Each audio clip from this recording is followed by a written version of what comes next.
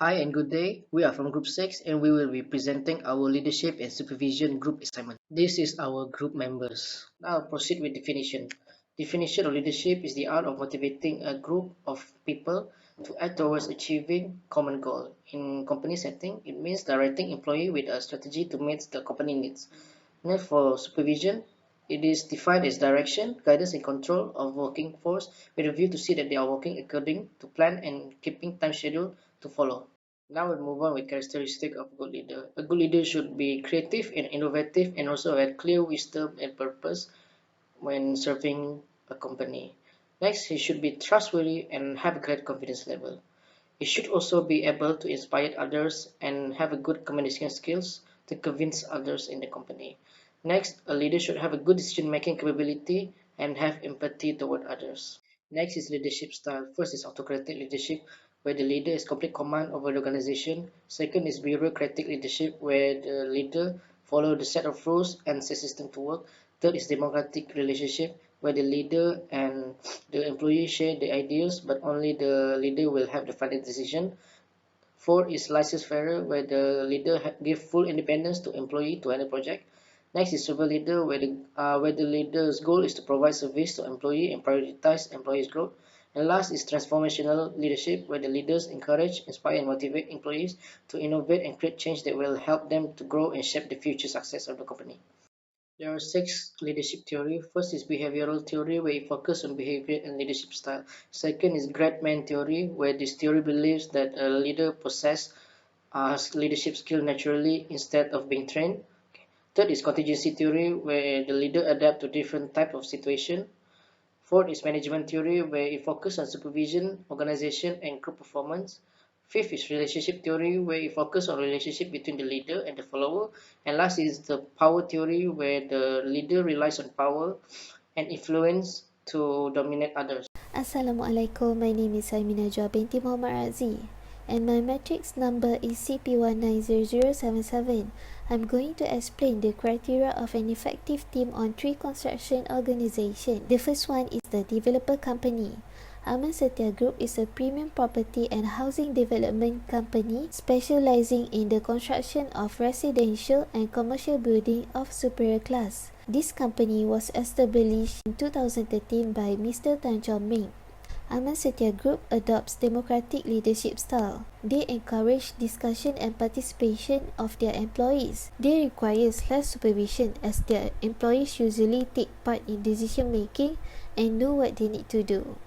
The second one is a consulting company. BQS Consultant Sendirian Berhad provide professional material surveying, consulting services and other related services for civil and building engineering projects to public and private sectors. BQS adopt servant leadership style. They prioritize member before considering the needs of leaders. Employees also involved in decision making. The third part is the contractor company. BD Engineering Sdn Berhad was established on 25 January 1997. They registered with the Malaysia Construction Industry Development Board under Grade 7. This company practiced transformational leadership style in terms of individual judgment, intellectual stimulation, inspirational motivation, and also role modeling. Assalamualaikum warahmatullahi wabarakatuh. My name is Muhammad Rizal bin Omar and my metric number is CP190074. So I will continue to talk about the roles of the top management. So based on the company that we have choose in developer company, consulting company and contractor company, the roles of the top management is pretty much the same, but there is a little bit difference among them. So for developer company that we choose is Aman Setia Group.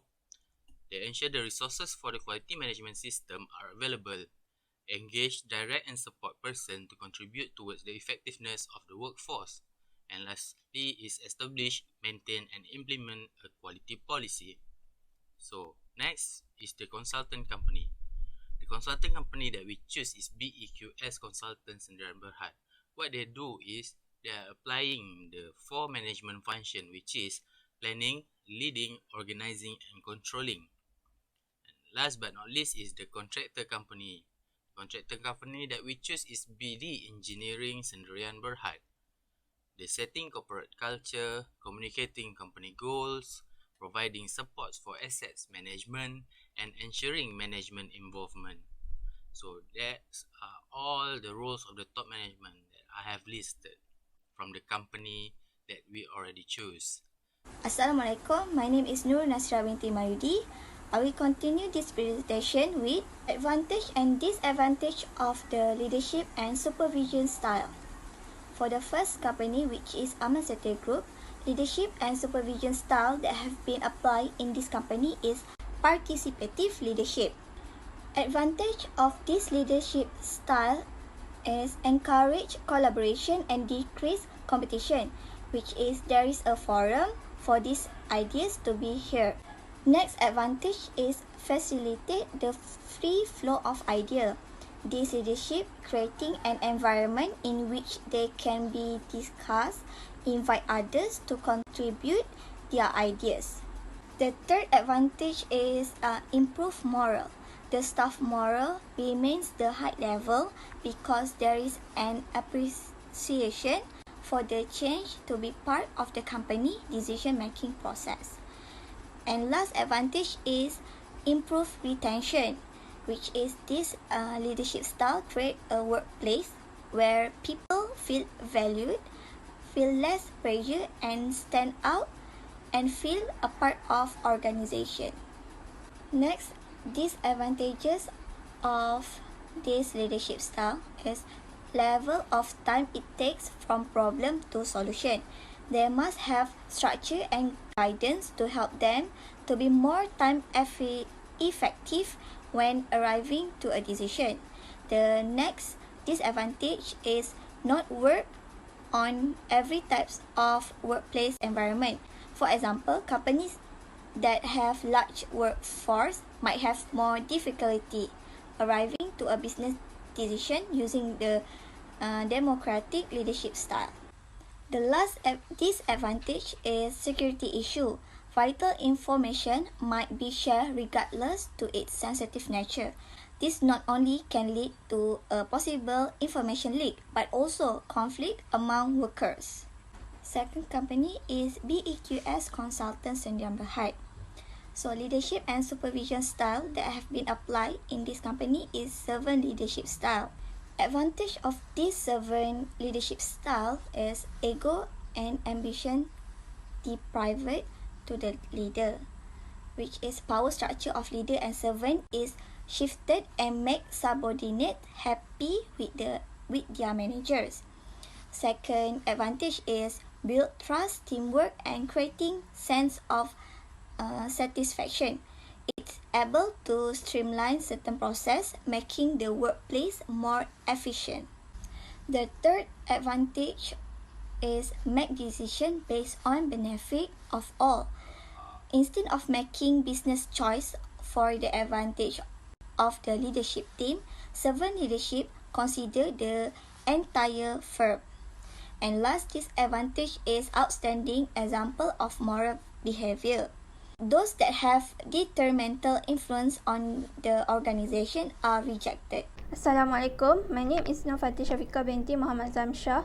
I will continue the presentation with the disadvantage of servant leadership style. First, the disadvantage or role of leader is lessened. Many leaders may find themselves working harder and longer hours in a support function rather than a leadership role. Next, practice requires a change in attitude take a long time to determine correctly. This leadership style is difficult for them to adapt to work style that require more self-discipline.